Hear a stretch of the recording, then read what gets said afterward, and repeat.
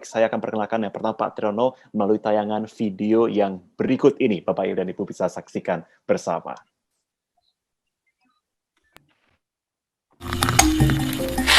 Perkenalkan, nama saya Triyono. Saya sebagai pengurus Koperasi Kerinci Barokah Bersama. Koperasi Kerinci Barokah Bersama berada di Desa Jendejaya, Kecamatan Gunung Tujuh, Kabupaten Kerinci, Provinsi Jambi. Jauh dari kota, di Kayu Aro, di Gunung Tujuh, di kaki Gunung Kerinci yang kita kenal sebagai sekepal tanah surga. Karena tanahnya subur, semua yang ditanam di sini akan tumbuh subur dan menghasilkan. Sebagaimana kita ketahui bahwa kopi Arabica Sumatera Kerinci ini tumbuh di kaki Gunung Kerinci di ketinggian mulai dari 1400 sampai 1700 meter dari permukaan laut. Dengan alamnya yang subur, petaninya yang tekun mengurus kopi, ketinggian yang ideal, suhu yang baik untuk kopi, kemudian diolah dengan baik, menghasilkan kopi yang bercita rasa khas, kopi Arabica Sumatera Kerinci. Ini dibuktikan dengan kita pernah menjadi juara satu kontes kopi specialty di Indonesia. Kemudian kami di Kerinci Barokah juga menerapkan itu, mengoptimalkan apa yang sudah menjadi kekayaan kita, menjadi kekayaan sekepal tanah surga. Kesuburan tadi kita optimalkan dengan memproses kopi specialty. Berbekal dari MPIG tadi, kita punya SOP proses namanya. Jadi petani memetik kopi itu minimal masaknya adalah 95%. Dari berbekal buah merah segar yang masak 95% itu, di masing-masing UPH kita diproses sesuai dengan kebutuhan. Ada yang diproses natural, ada yang diproses fully wash, ada diproses honey atau giling basah atau honey giling basah, dan berkembang saat ini ada natural anaerob dan honey anaerob. Dengan berbekal cherry yang masak sempurna minimal 90% tadi, kita mudah untuk memprosesnya menjadi green bean apa, dan ini menjadi cita rasa khas juga untuk kita. Karena dengan buah yang merah yang segar tadi lebih mudah untuk menjadi green bean specialty. Kopi Arabica Sumatera Kerinci bercita rasa khas, aromanya seperti bunga-bungaan, kemudian aroma harum seperti madu atau like honey, kemudian malik asid atau asemnya asam manis. Orang kalau di proses fully wash sering ketemu not atau rasa green apple atau red apple. Jadi apel, dan ada juga yang sering sebut sebagai apel Malang gitu ya. Itu kemudian ada cinnamon. Ketika kita seruput pertama kali, kita akan merasakan ada rasa kulit manis. Kemudian dibalut dengan madu, aroma bunga, kemudian malik asid,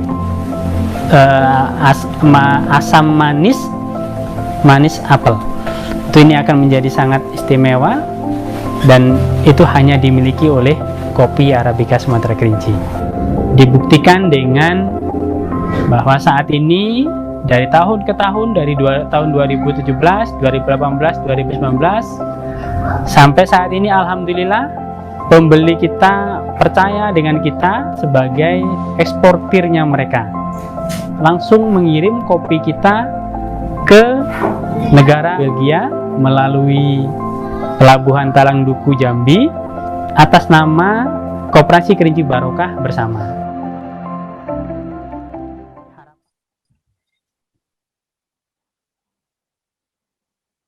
Baik, terima kasih. Tadi adalah sedikit profil dari Pak Triyono yang tentunya sudah mengolah tentunya satu produk kebanggaan Indonesia di sini.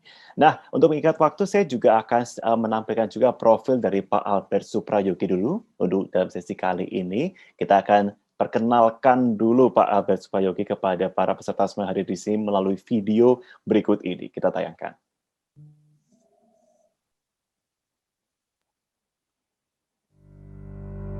Agung Ngoro berdiri sejak tahun 1963 di Kecamatan Ngoro, Jombang. Founder kami adalah almarhum Ibu Narni, nenek saya. Kami adalah produsen limun jadul, coffee beer, dan temulawak. Selain itu kami juga memiliki produk sarsaparilla, pertama di Indonesia. Hal-hal yang masih kami pertahankan sejak awal tahun 60-an sampai sekarang, yang pertama adalah resep. Kami masih menggunakan resep yang sama sejak 1963 hingga saat ini. Kami ingin mengolah hasil alam Indonesia menjadi suatu produk yang dapat dinikmati oleh semua kalangan. Lalu untuk desain label kemasan kami juga masih mempertahankan desain label yang sama dari dulu hingga sekarang. Lalu juga untuk proses labeling, kami masih menggunakan tenaga manusia, sama seperti tahun 63, sejak awal kami berdiri. Jadi kami mulai mencampur lemnya itu dari tepung kanji, kami bikin sendiri, lalu dengan para tenaga kerja yang melabel dengan tangan, jadi dengan keterampilan tangan, kami tidak merubahnya menjadi mesin. Lalu satu hal yang paling ingin kami pertahankan, dan kami ingin pas ke generasi selanjutnya adalah spirit dari founder kami. Nenek saya adalah orang yang visioner, di mana dia bisa bikin produk yang ketika 58 tahun setelah itu masih bisa relevan dengan zaman sekarang. Jadi kami kedepannya juga akan bikin produk yang inovatif, yang melampaui zamannya, seperti yang bisa dilakukan generasi pertama dulu. Saya belajar dari program Bangga Lokal bahwa jika kita memiliki planning di bisnis, harus cepat kita realisasikan secara cepat dan matang. Jadi bukan banyak ide yang di pikiran tapi tidak kita realisasikan. Dan juga ada materi mengenai digital marketing, mungkin bagaimana kita UMKM dengan budget terbatas, kita bisa membuat ads dengan efektif dan efisien. Jadi dengan budget kecil tapi hasil maksimal. Itu yang saya pelajari. Next step untuk Agung Ngoro, kami akan mencoba berkolaborasi dengan beberapa brand lokal. Memang di Bangga Lokal kami diajarkan untuk kolaps dengan brand lain. Lalu juga kami mempunyai ide untuk mengeluarkan produk baru, di mana produk baru kami ini akan mengusung semangat visioner yang sama itu. Lalu rencana kami juga akan semakin mendekat ke customer kami yang sekarang tersebar di seluruh Indonesia, atau memeratakan distribusi kami sehingga bisa menjangkau seluruh Indonesia. Kami bangga Agung Ngoro sebagai produsen limun bercita rasa lokal bisa bersaing di pasar nasional hingga internasional. Terima kasih.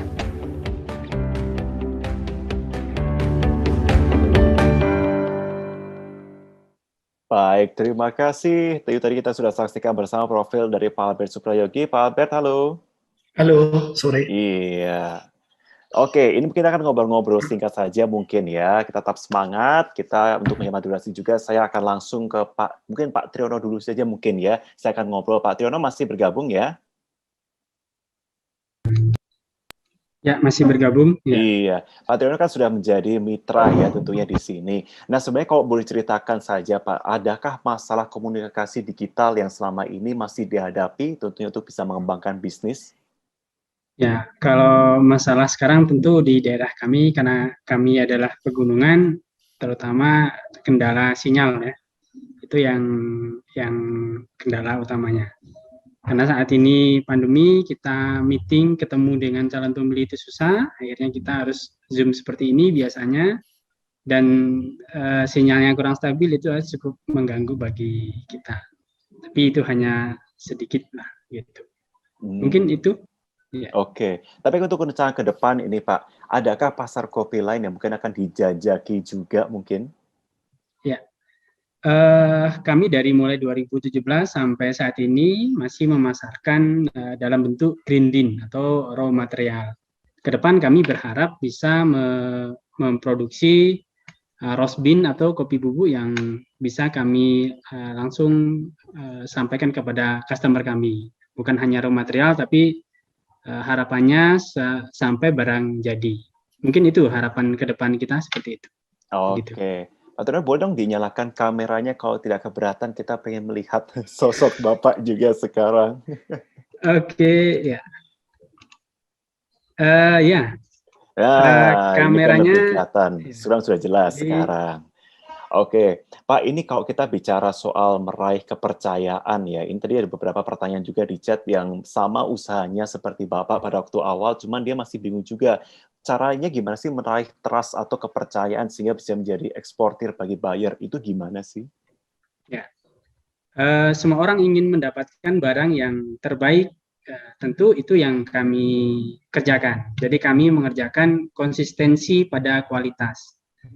Jadi kualitas kami pertahankan, kemudian juga kami memastikan bahwa produk yang kami kirim kepada customer kami sudah melalui QC yang ketat di dalam koperasi. Kemudian dari wujud kepercayaan itu, tadi juga sudah dibahas oleh narasumber terdahulu kita bahwa kami memang belum membutuhkan akses permodalan dari perbankan karena kami itu mendapatkan DP dari pembeli. Jadi ketika PO muncul, kami mendapatkan DP 75%, dibayar di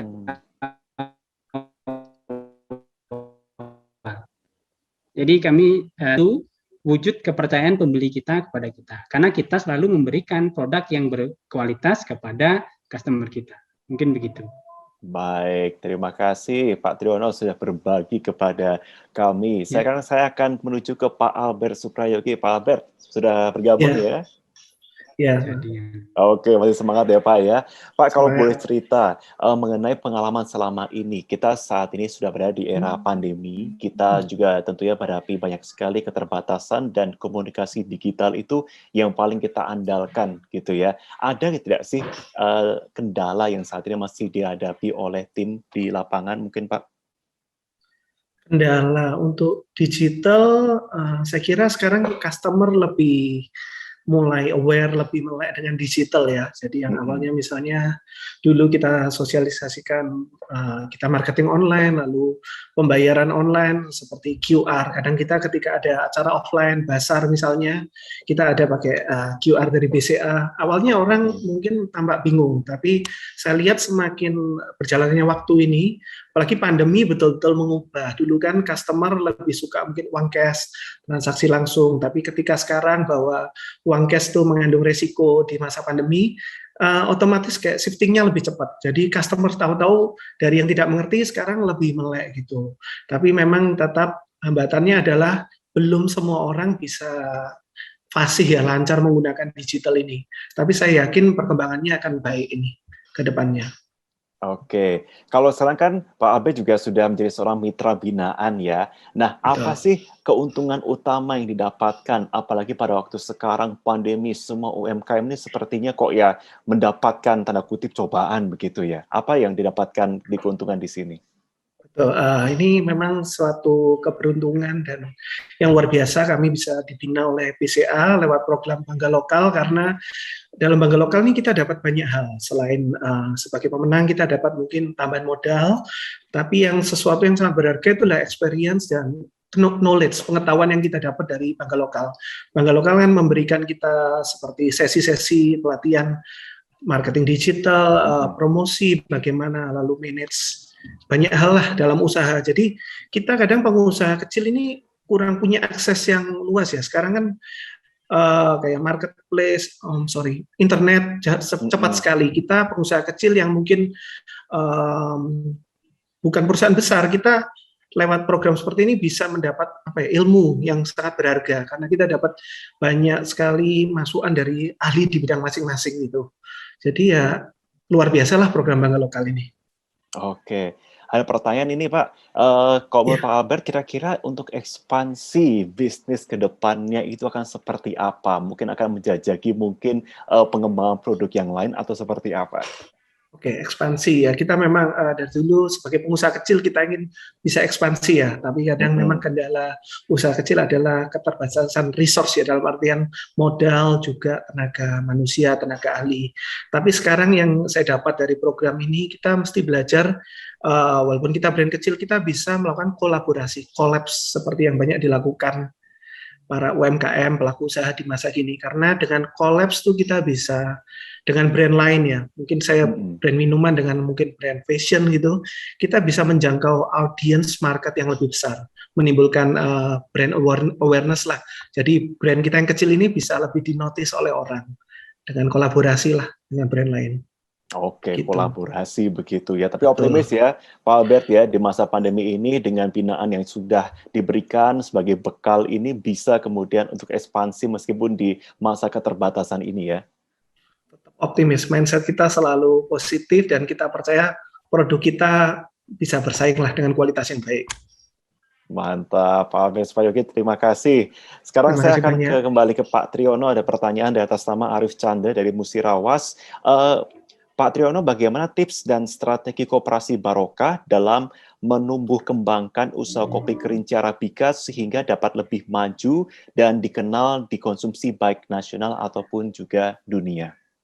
Ya, salah satu strateginya tadi sudah saya sampaikan di awal bahwa kita konsisten menjaga kualitas produk kita. Itu.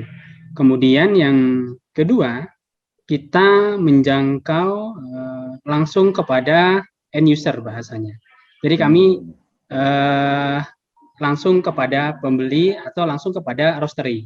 Jadi tidak pakai perantara broker, tapi langsung kepada roastery. Kalau misalnya yang Kagama yang di Jogja ada beberapa roastery, misalnya ada di itu langsung direct ke kita. Gitu. Kenapa? Kita dari koperasi harapannya bisa langsung ke roastery, kemudian kita bisa cepat mendapatkan feedback kalau kopi kita ada permasalahan dari sisi kualitas. Nah, jadi kemudian kita membangun komunikasi yang efektif dengan customer-customer kita yang ada di setiap kota di Pulau Jawa. Jadi ketika ada masalah, mereka cepat menyampaikan kepada kita. Kalaupun tidak ada masalah, biasanya kami sebulan sekali menyapa. Bagaimana dengan kopi kami, bagaimana kualitas, bagaimana pasar, gitu kan. Apalagi hari-hari seperti ini, pandemi kemarin 20 hari yang cukup berat, pasar kita sangat turun sekali. Ini tentu kita harus kolaborasi dengan teman-teman. Apa yang bisa kita kolaborasikan, kita lakukan bersama supaya pasar kita tetap bisa bertahan. Mungkin itu salah satu tipnya. Jadi supaya lebih gampang untuk bisa kontrolnya juga ya dari kualitasnya, berarti langsung berarti Pak ya? Ya, betul. Oke, baik. UMKM hebat, Indonesia hebat.